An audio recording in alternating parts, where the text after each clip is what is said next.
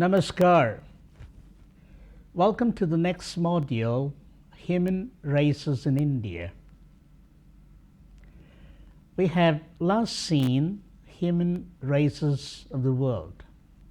When we come to India, India represents all the races of the world. As you all know, India is a land of contrasts. There is indeed a great contrast among its population, both in terms of ethnic variety and also in terms of racial variety.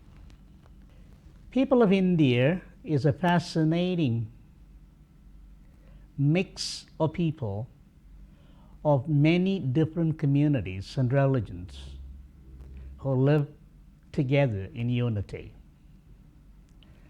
It's also in the contrast of the people that we see unity in diversity. Indian population is polygenetic. Polygenetic in the sense that there are multiple genes, and is an amazing amalgamation of various races and cultures. And therefore, it is impossible to find out the exact origin of Indian people, although we can differentiate them in terms of races and colors. A discussion on human races in India must necessarily speak about the human family, the evolution of human family. In the evolution of human family was a group of human-like beings called hominids. The species known as Ramapithecus was found in the Siwalik foothills of northwestern Himalayas. This species was believed to be the first in the line of hominids, that is, human family, which lived some 14 million years ago. Researchers have also found that a species resembling the Australopithecus also lived in India, but some 2 million years ago. This discovery leaves an evolutionary gap of almost 12 million years. And then you have evidence that they were hominids of the kind also known as Australopithecus, who lived just 2 million years ago. But you do not have any evidence so far about the intervening period. That is, we have an evolutionary gap of 12 million years in which we do not really know what happened. But however, we have indications on another aspect of evolution of human races. That is the historical migrations across the world. In the last module, we have seen that Africa was at the origin of humankind. It was in Africa that the cradle of human civilization began.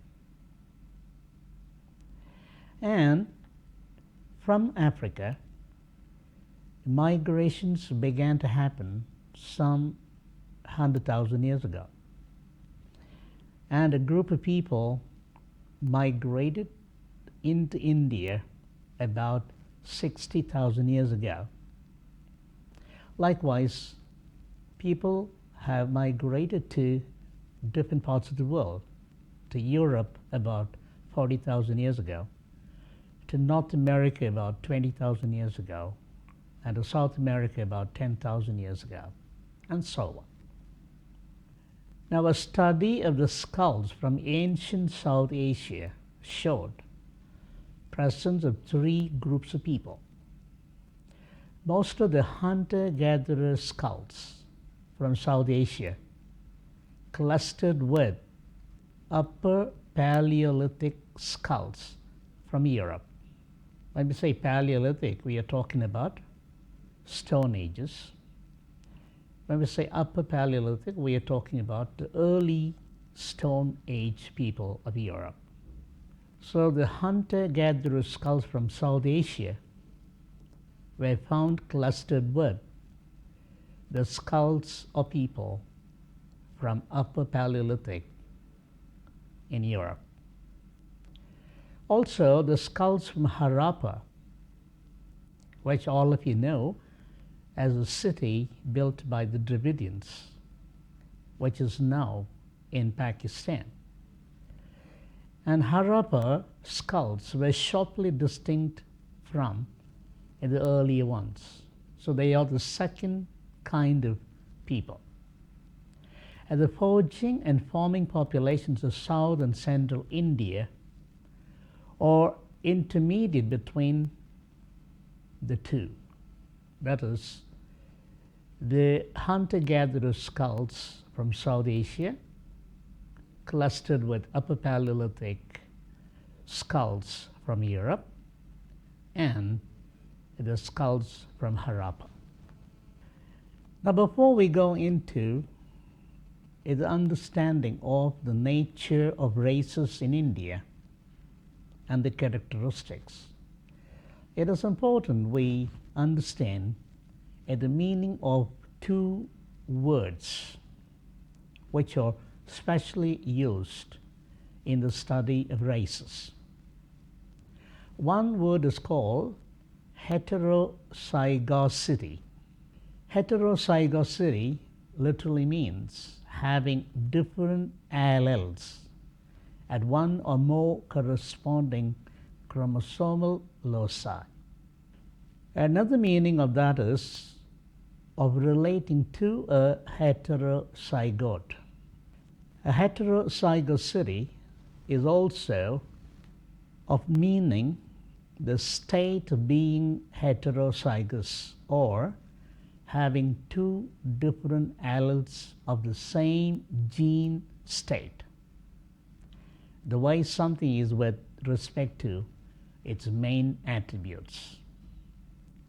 Alleles are indeed the genetic materials which make up human and other beings. Homozygosity, therefore, is a state of being homozygous, which really means having two identical alleles of the same gene.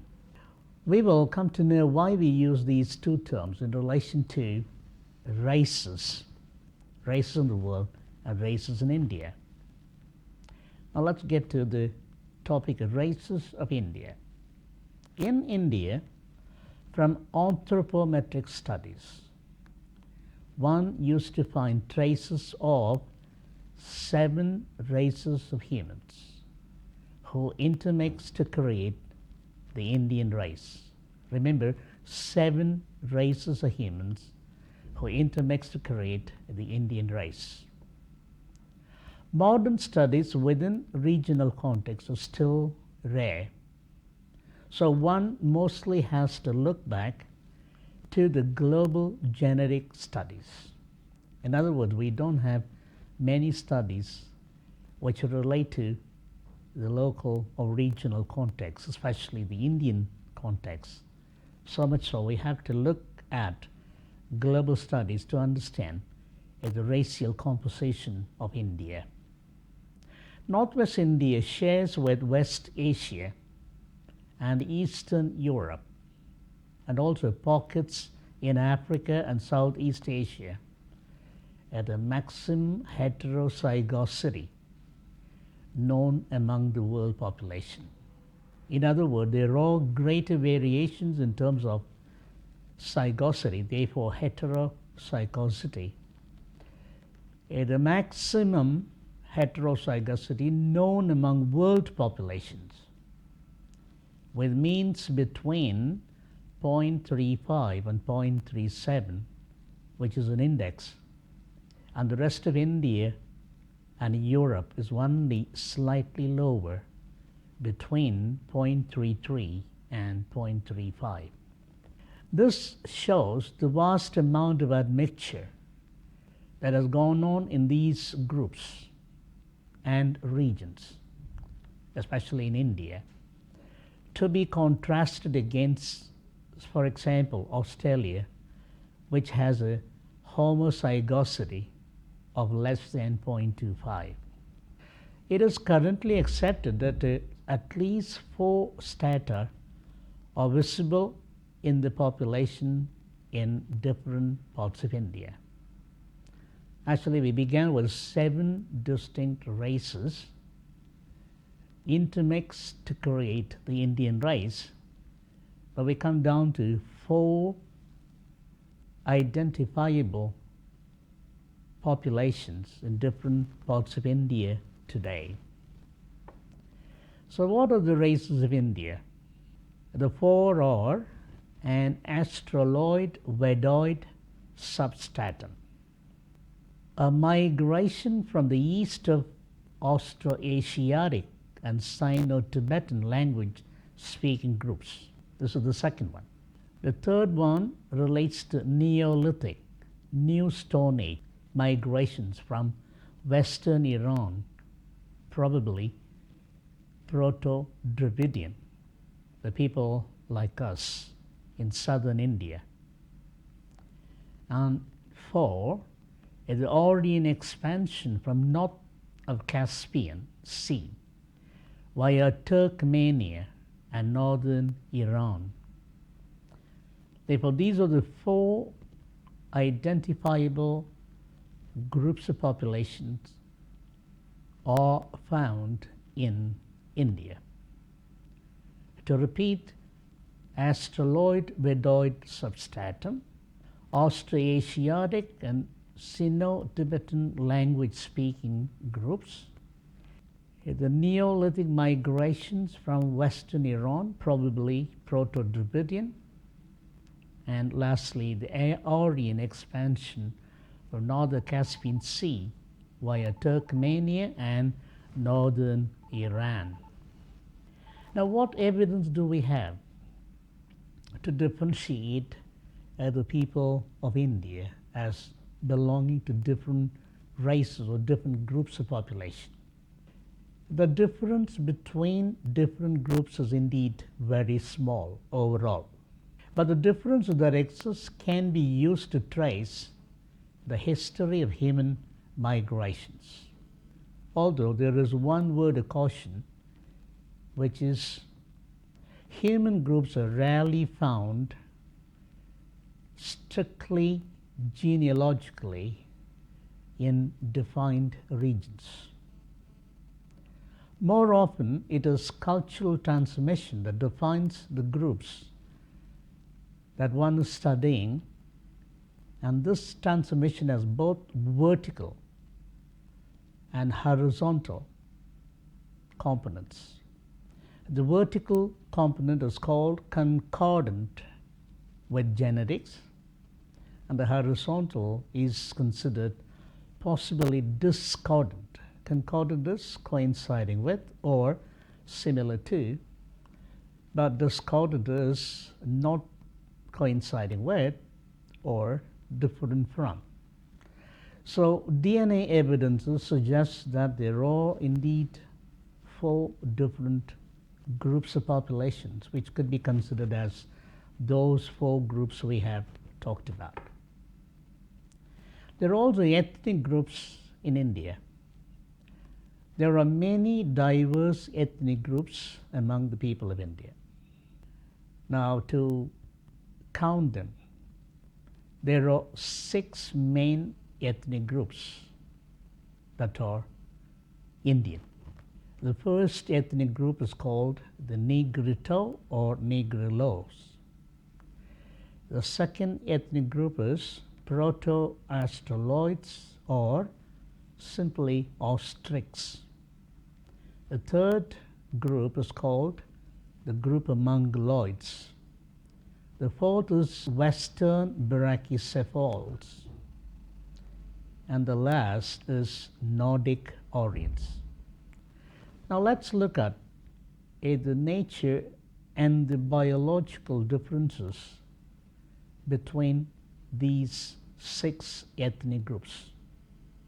We will look at each one of them one by one. The Negroes, or the brachycephalic, let me say brachycephalic, they are broad-headed from Africa, where the earliest people have come to India. They came to India more than 60,000 years ago. They have indeed survived in their original habitat in Andaman and Nicobar Islands. They are still there to be seen as people belonging to Negroid race, but called Negritos or Negrillos. In the Javas, Wongays, Sentinelese, and the Great Andamanese are some of the examples. Some hill tribes like Irulas live on the Western Ghats, near about Coimbatore. Cordons, Panias, and Kurumbas are found in some patches in southern part of mainland India, or South India. Negritos look more like Negroes. They may have dark brown to dark black skin color, may have peppercorns, may also have straight hair like most of us. The second group is pro-Australoids or ostracs. These group of people were the next to come to India after the Negritos. They are people with wavy hair, lavishly distributed all over their brown bodies. They have body hair. They are long-headed with low foreheads and prominent eye ridges, noses with low and broad roots, thick jaws, large palates and teeth, and small chins. And the Austrics of India represent a race of medium height, dark complexion, with long heads and rather flat noses, but otherwise of regular features. Miscegenation with the earlier Negroids may be the reason for the dark or black pigmentation of the skin and flat noses. In other words, the mix with the earlier Negrito stock may be the reason why they look like they do. Now we come to the third group of people, Aztecs. Aztecs laid the foundation of Indian civilization. They are the people who cultivated rice and vegetables and made sugar from sugarcane. Now these people are found in some parts of India, also in Myanmar, that is Burma, and the islands of Southeast Asia. Their languages have survived in the central and eastern India. We come to the next group, which is also the largest group in terms of the world, but smallest in terms of India, the group called the Mongoloids. These people are found in the northeastern part of India, in the states of Assam, Nagaland, Mizoram, Meghalaya, Arunachal Pradesh, Manipur, and Tripura, the Seven Sisters. They are also found in northern parts of West Bengal, Sikkim, and Ladakh. Generally, they are people with yellow complexion, oblique eyes, high cheekbones, sparse hair, and of medium height. Now we come to the majority people living in southern India, called the Dravidians. These are the people of South India. They've been believed to have come before the Aryans.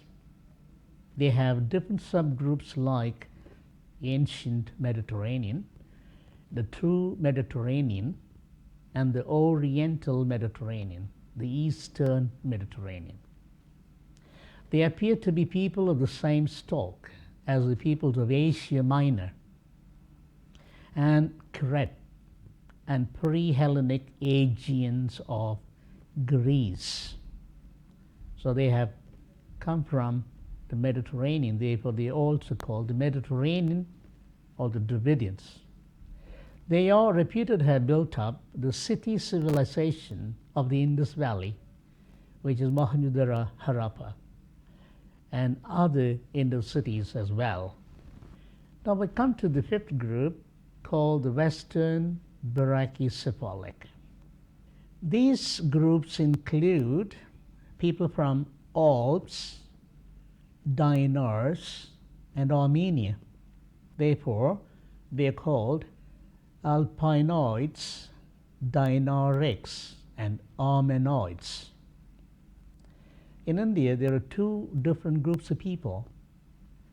One in Maharashtra, mostly in Maharashtra, other in Karnataka, the Parsis and the Kodavas. These two groups fall in this particular category called Western Brachycephals, are the broad-headed West occupying people. They are the broad-headed people living mainly on the western side of the country, such as also the Ganga Valley and the Delta, parts of Kashmir, Kathiawar, Gujarat, Maharashtra, Karnataka, and also a little bit in Tamil Nadu. Now we come to the last one, the Nordics or the Indo-Aryan. These groups were the last one to immigrate to India. They came to India somewhere between 2000 and 1500 BC, roughly around 4,000 years ago. They are now mainly found in the northern and central part of India. Now, when we look at all these races and of India, then naturally we have to look at their social stratification.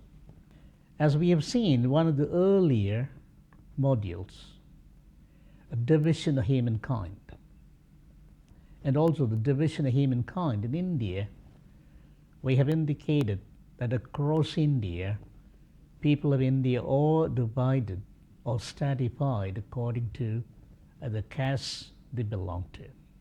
Now, when we look at the social stratification, the majority, about 80% of Indian society is broken up into about 2,000 castes, which can be further broken down into endogamous units, which are called subcastes.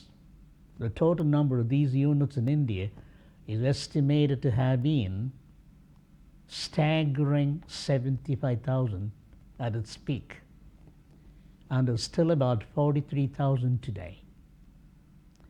But there were many more subcastes than it is today. Any genetic study needs to take these into account. It is important we take into account these different stratifications, as well as the gotras, roughly speaking, exogamous within these. Without doing such a study, it would be difficult to identify the races of India. Now, to sum up, India is a land of variety. India is also a land where there is unity in diversity. The unity in diversity is not just in physical terms, but also in biological and human terms. If we consider races of India, we began with 7 races identifiable, but ended up with 4 distinct races that could be identified and could be found in different geographical regions. And we have also identified about 6 different ethnic groups which are occupying different regions of India. They are, as we have indicated, Negroes, people who have migrated into India about 60,000 years ago, and Proto-Australoids and Australs who came later then as the Negroes, Mongoloids who may have become yellow race because of the great admixture that happened in India and elsewhere in Asia, and the Mediterranean, the people of the Dravidian region in the southern India today, but they came essentially from those areas of the Mediterranean, but particularly from the areas around the West Asia. And the fourth group is called the Western brachycephalic, broad-headed people who occupy the western parts of the country, although today they are also found in the Gangetic Plain and the Delta and in certain parts of India other than the western parts of the country. And finally, people of Nordic origin, the Aryans, who live most of northern and central India. So India is a land of contrasts. India is a land of different races. India represents the races of the world, and at the same time, India represents the ethnic variety, an ethnic variety that distinguishes India as a country of unity in diversity, as well as contrasts. Thank you. Thank you very much.